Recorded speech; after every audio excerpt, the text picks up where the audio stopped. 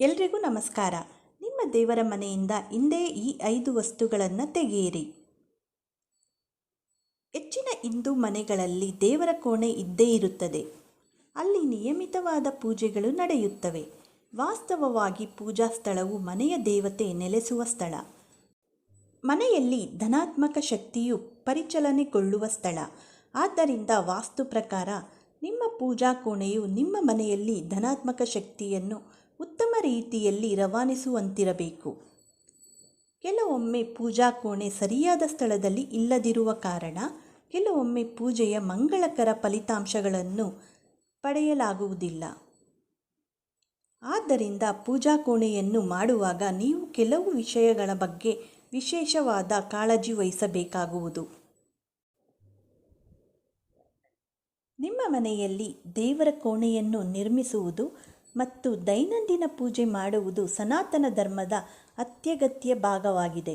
ಸಾತ್ವಿಕ ಜೀವನ ನಡೆಸುತ್ತಿದ್ದರೂ ನಿತ್ಯ ಭಗವಂತನ ಆರಾಧನೆ ಮಾಡಿದರೂ ಫಲ ಸಿಗುತ್ತಿಲ್ಲ ಎಂದು ಹಲವರು ದೂರುತ್ತಾರೆ.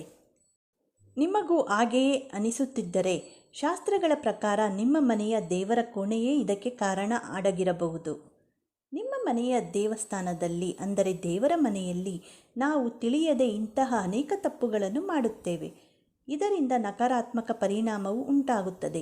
ಅಂತಹ ಮನೆಯಲ್ಲಿ ಬಡತನವು ಬೆಂಬಿಡದೆ ಕಾಡುತ್ತದೆ ಎಂದು ಹೇಳಲಾಗುತ್ತದೆ. ಈ ತಪ್ಪುಗಳನ್ನು ಏನು ಎಂದು ಈಗ ನೋಡೋಣ. ನಿಮ್ಮ ಮನೆಯ ದೇವರ ಕೋಣೆಯಲ್ಲಿ ಈ ವಸ್ತುಗಳಿದ್ದರೆ ಹಿಂದೆ ತೆಗೆದು ಹಾಕಿ. ದೇವರ ರೌದ್ರ ಅವತಾರದ ಚಿತ್ರ ಇಡಬೇಡಿ. ಅನೇಕ ಜನರು ಸಾಯಿಬಾಬಾ, ಕೆಲವು ಸಂತರು, ಮಹಾನ್ ವ್ಯಕ್ತಿಗಳು ತಮ್ಮ ಕುಲದೇವತೆ ಅಥವಾ ಅವರ ಅಗಲಿದ ಪೂರ್ವಜರ ಚಿತ್ರವನ್ನು ಮನೆಯ ದೇವರ ಮನೆಯಲ್ಲಿ ಇಡಲು ಇಷ್ಟಪಡುತ್ತಾರೆ. ಧರ್ಮಗ್ರಂಥಗಳ ದೃಷ್ಟಿಯಲ್ಲಿ ಹಾಗೆ ಮಾಡುವುದು ತಪ್ಪು ಎಂದು ಪರಿಗಣಿಸಲಾಗಿದೆ. ಧರ್ಮಗ್ರಂಥಗಳ ಪ್ರಕಾರ ಅವನಿಂದ ರಚಿಸಲ್ಪಟ್ಟ ಮಾನವರು ಭಗವಂತನ ಆಸ್ಥಾನದಲ್ಲಿ ಸಮಾನವಾಗಿ ಕುಳಿತುಕೊಳ್ಳಲು ಸಾಧ್ಯವಿಲ್ಲ. ಇದನ್ನು ಮಾಡುವ ಬದಲು ನೀವು ಆ ಫೋಟೋಗಳಿಗಾಗಿ ದೇವಾಲಯದ ಹೊರಗೆ ಬೇರೆ ಎಲ್ಲಾದರೂ ಸೂಕ್ತವಾದ ಸ್ಥಳವನ್ನು ಏರ್ಪಡಿಸಬಹುದು.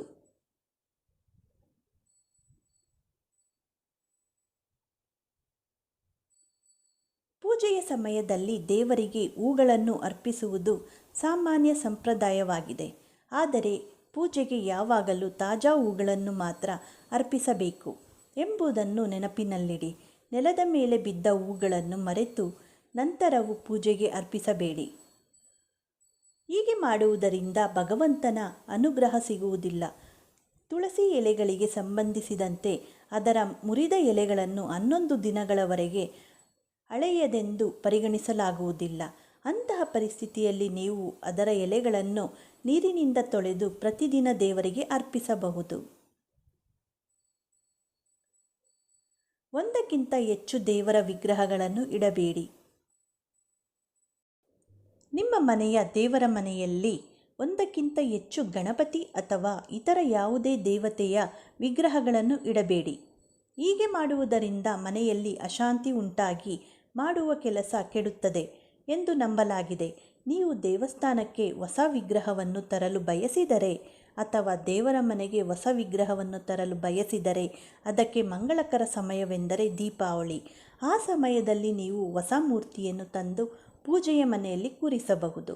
ಇದರೊಂದಿಗೆ ಹಳೆಯ ವಿಗ್ರಹವನ್ನು ನದಿ, ಕಾಲುವೆ ಮುಂತಾದ ನೀರಿನ ಸ್ಥಳಗಳಿಗೆ ಹರಿಬಿಡುವುದು ಒಳ್ಳೆಯದು. ಒಡೆದ ಅಕ್ಕಿಯನ್ನು ಪೂಜೆಯ ತಟ್ಟೆಗೆ ಇಡಬಾರದು, ಅಂದರೆ ನುಚ್ಚಕ್ಕಿಯನ್ನು ಇಡಬಾರದು. ದೇವರನ್ನು ಪೂಜಿಸಲು ತಟ್ಟೆಯಲ್ಲಿ ಅಕ್ಕಿಯನ್ನು ಇಡುವುದು ಅತ್ಯಂತ ಶ್ರೇಯಸ್ಕರವೆಂದು ಪರಿಗಣಿಸಲಾಗಿದೆ.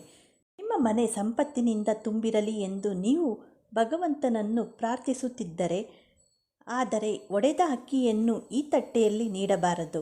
ಒಡೆದ ಅಕ್ಕಿಯನ್ನು ಅಥವಾ ಅದರಿಂದ ತಯಾರಿಸಿದ ಖಾದ್ಯವನ್ನು ನೈವೇದ್ಯವಾಗಿ ಮಾಡುವುದರಿಂದ ಭಗವಂತನಿಗೆ ಅಗೌರವವನ್ನು ಕೊಡುವಂತಾಗುತ್ತದೆ.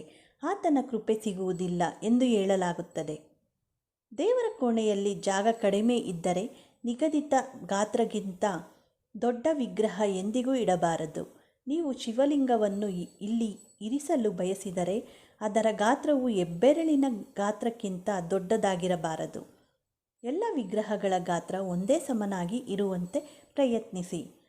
ಅಸಮಾನ ಗಾತ್ರದ ವಿಗ್ರಹಗಳನ್ನು ಇಡುವುದರಿಂದ ಮನೆಯಲ್ಲಿ ಸಂಕಷ್ಟದ ವಾತಾವರಣ ನಿರ್ಮಾಣವಾಗುತ್ತದೆ ಮತ್ತು ಭಗವಂತನ ಕೋಪಕ್ಕೆ ಗುರಿಯಾಗಬೇಕಾಗುತ್ತದೆ ಎಂದು ಹೇಳಲಾಗುತ್ತದೆ.